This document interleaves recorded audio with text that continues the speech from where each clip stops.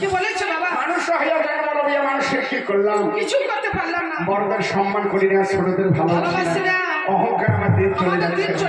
কিন্তু আমরা সবাই তো বেঁচে থাকবো না, সবাই একসঙ্গে বেঁচে থাকবো না, সবাইকে একদিন যেতে হবে, আমরা কেউ থাকবো না, তাই না?